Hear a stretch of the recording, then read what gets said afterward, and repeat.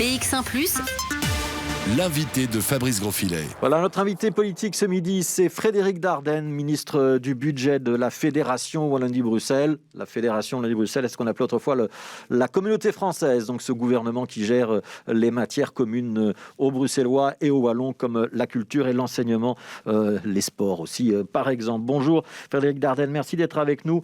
L'actu du jour, c'est la répartition de ce gâteau européen, le plan de relance, avec un accord qui est intervenu hier soir entre les différents gouvernements du pays. De votre point de vue, celui de grand argentier de la Fédération Wallonie-Bruxelles, c'est un bon accord?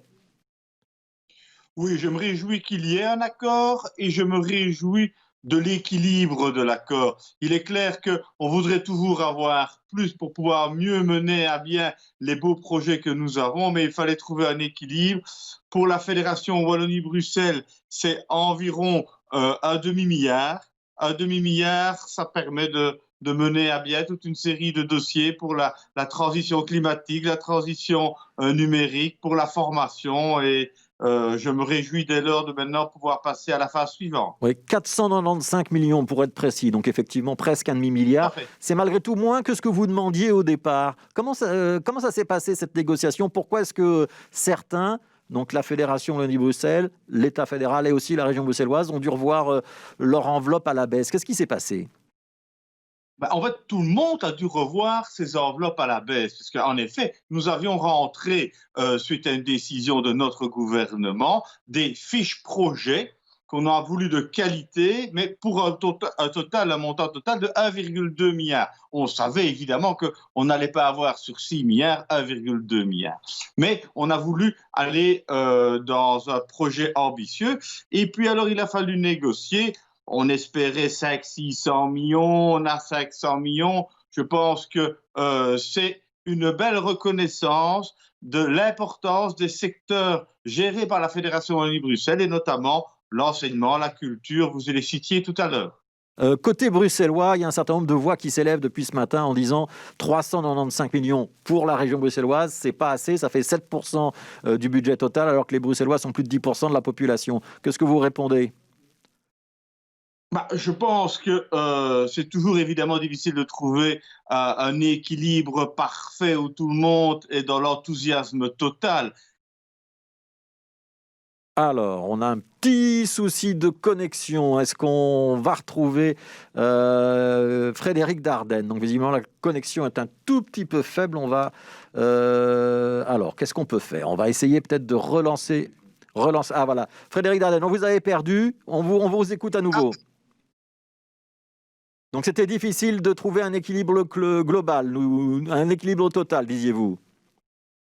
Voilà, disons qu'il fallait trouver un équilibre sur base des différentes clés, des différentes logiques. Bruxelles a 400 millions en direct et il y aura pour les Bruxellois des investissements qui seront faits sur l'enveloppe fédérale, j'en suis convaincu, et sur l'enveloppe de la Fédération Wallonie-Bruxelles. Il est clair que dans le cadre de la transition climatique et des investissements que l'on va faire sur les bâtiments scolaires, il y aura évidemment des bâtiments situés à Bruxelles. Je pense que c'est un élément qui viendra, des éléments qui viendront compléter l'enveloppe de base de Bruxelles. Ça veut dire qu'il y aura une clé de répartition entre Bruxelles et la Wallonie à l'intérieur de l'enveloppe que vous gérez, vous, à la Fédération? Ça ne sera pas, me semble-t-il, mais tout ça va faire l'objet de discussions dans notre gouvernement. Ça ne va pas être une clé formelle, mais ça va être la qualité des projets et nous en avons de qualité sur Bruxelles, c'est évident. Donc vous promettez de ne pas oublier Bruxelles? Oh, c'est évident, je n'oublierai pas Bruxelles et je n'oublie pas Bruxelles depuis que je suis dans mes fonctions. Oui, alors à quoi va servir précisément cet argent? On sait qu'il y a quelques mois, vous aviez dit qu'il faudrait au moins 1 milliard pour pouvoir rénover et assurer des bâtiments de qualité dans l'enseignement obligatoire. On sait qu'il y a des demandes également pour le niveau universitaire, il y a des demandes pour la culture. À quoi va servir l'argent que l'Europe va verser et qui arrivera dans les caisses de la Fédération Wallonie-Bruxelles? Vous avez déjà une idée précise des projets? Donc, en fait, vous savez qu'il y a des axes prioritaires qui étaient balisés par l'Europe, par le fédéral, notamment dans le cadre de la transition climatique, de la transition numérique. de la mobilité, mais ça concerne plus les régions que nous, et également au niveau de la formation. Et donc, au niveau de ces différents thèmes, il y a des investissements à faire au niveau de l'enseignement obligatoire, de l'enseignement supérieur. Ça va être un des axes importants sur lesquels nous avons déjà toute une série de fiches pour des investissements, notamment pour améliorer l'isolation et les aspects environnementaux des écoles. Alors, c'est vrai que j'ai eu l'occasion de dire il y a quelques mois de cela que les besoins étaient énormes. Nous avons connu toute une période d'investissement insuffisant dans les écoles et également l'enseignement supérieur, et donc des bâtiments qui méritent un investissement plus important aujourd'hui. Ça sera un des axes prioritaires. Ça veut dire qu'on va pouvoir avoir enfin de l'argent pour rénover certaines écoles bruxelloises, pour changer la chaudière parfois, pour refaire l'isolation du toit quand c'est pas isolé. C'est ce genre de travaux que les subsides européens vont pouvoir permettre de mener à bien. Et ils viennent en complément d'autres subsides, notamment je sais que vous avez passé un accord avec la Banque européenne d'investissement. Ça veut dire que vous êtes un ministre du budget qui a des moyens de mener sa politique. Vous êtes à la fois ministre du budget et aussi ministre de tutelle de enseignement de Wallonie-Bruxelles Enseignement, qui est le pouvoir organisateur de la fédération.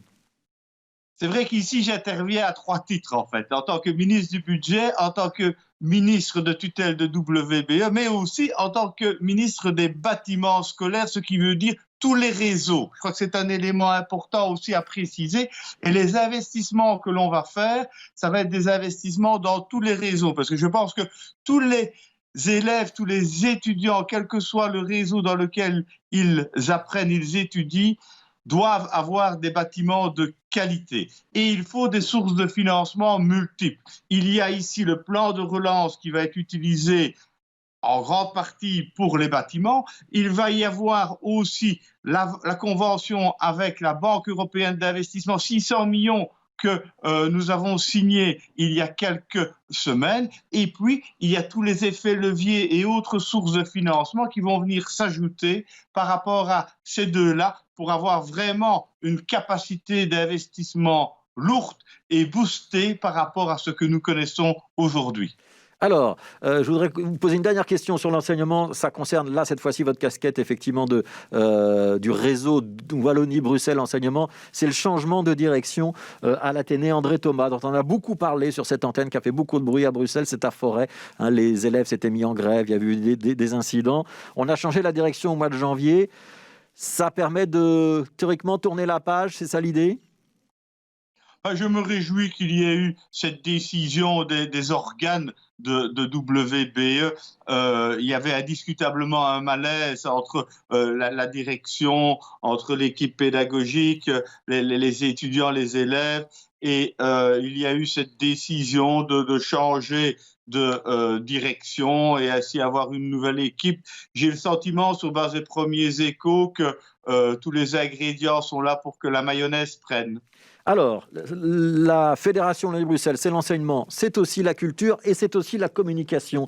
Je voudrais vous interroger sur ce qui se passe en ce moment en termes politiques sur les réseaux sociaux. On a vu tout le débat autour de Donald Trump aux États-Unis, avec à la fois des propos qu'on a du mal à encadrer, qui sont très loin de la vérité, et en même temps des sociétés privées qui peuvent décider de qui a son compte ouvert ou qui a son compte fermé. Chez nous, en Fédération Wallonie-Bruxelles, il faudrait légiférer dans un sens ou dans un autre sur cette question ou pas ? D'abord, c'est une thématique fondamentale. La liberté d'expression est une liberté importante, mais elle ne doit pas permettre de dire tout et n'importe quoi. Et donc, il faut évidemment pouvoir la baliser, la cadrer. Il faut le faire au niveau de notre fédération Wallonie-Bruxelles, au niveau de l'État fédéral, mais surtout au niveau européen. Et je me réjouis qu'il y ait un projet de règlement en la matière qui a été déposé au niveau européen et qui permettra, me semble-t-il, de pouvoir mieux co-responsabiliser les acteurs et aussi co-réguler. Je crois que c'est important qu'il y ait un équilibre entre celui qui gère une plateforme et celui qui dépose des éléments d'opinion. Je crois qu'il doit y avoir une co-responsabilité. Je pense aussi qu'une firme privée ne peut pas être seule à décider qui peut ou pas publier. Donc, il doit y avoir aussi un régulateur public. Et donc, j'ai le sentiment que ça peut être un déclic ici, un déclic malheureux.